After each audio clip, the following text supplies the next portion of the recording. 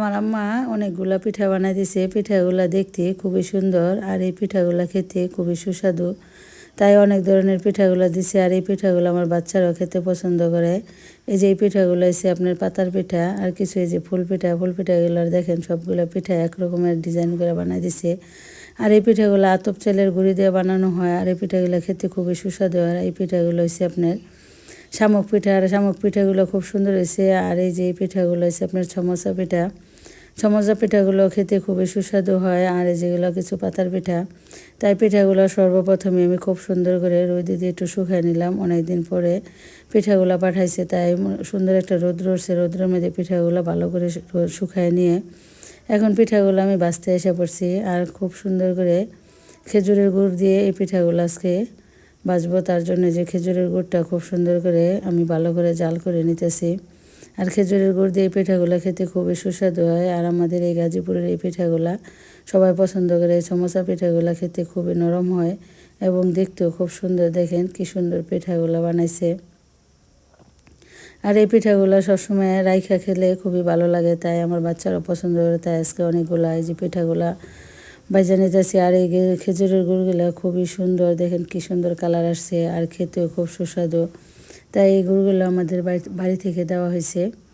এই দেখেন কি সুন্দর করে সবগুলো পিঠার উপরে এই গুড়গুলো দিয়ে দিয়েছি। আর গুড়গুলো দিলে পিঠাগুলো খেতে খুবই সুস্বাদু হয় এবং আর এই পিঠাগুলো খুবই মচমচে। আতপ চালের পিঠাগুলা অন্যরকমের খেতে স্বাদ হয়, তাই আমরা সবসময় আতপ চাল দিয়ে বানানোর চেষ্টা করি। আর দেখেন এই যে ফুল পিঠাগুলো খুব ডিজাইন করে বানানো হয়েছে। আর এরকম প্রত্যেকটা ডিজাইনের ভিতরে অনেক সুন্দর করে গুড়গুলা চলে যাবে এবং খেতেও খুব মচমচে এবং সুস্বাদু। পিঠাগুলা না খেলে কেউ বিশ্বাস করতে পারবে না যে এত সুন্দর পিঠাগুলো বানাই দিছে।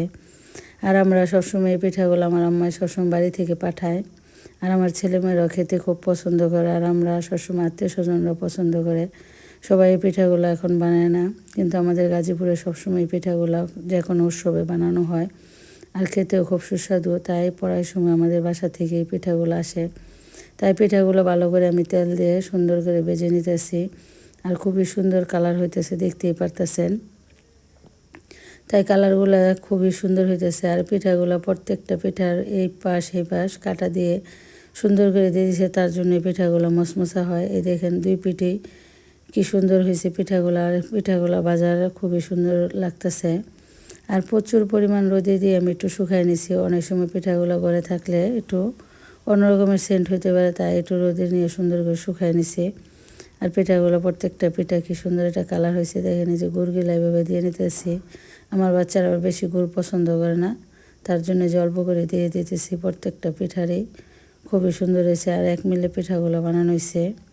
আর এই পিঠাগুলো খেতে খুবই সুস্বাদু হয়। প্রত্যেকে এই পিঠাগুলো পছন্দ করে। যারা এই পিঠা খেয়েছেন তারা বলতে পারবেন যে এই পিঠার কত রকমের স্বাদ। তাই আজকে অনেকগুলো পিঠা আমি বাইজা নিতেছি, যাতে বিকেলবেলা বাচ্চারা খেতে খুবই পছন্দ করে। অনেক সময় বাসায় মেহমান আসলো, খেলে ওরা খুবই পছন্দ। আর এইসব পিঠাগুলো সবার ঘরে থাকে না আর সবাই বানাইতেও পারে না, তাই এই যে আমরা অনেকগুলো পিঠা আজকে যে বাইজা নিতেছি, সবাই দিয়ে খাবো। এই জন্য অনেকগুলো পিঠা একসাথে বাইজা নিলাম। আর দেখেন পিঠাগুলো কি সুন্দর একটা কালার আসছে। আর প্রত্যেকটা পিঠার মধ্যে আমি ভালো করে রসগুলো দিয়ে দিতেছি। আর রসগুলো খুবই সুন্দর ছিল এবং টাটকা। সবাই ভালো থাকবেন।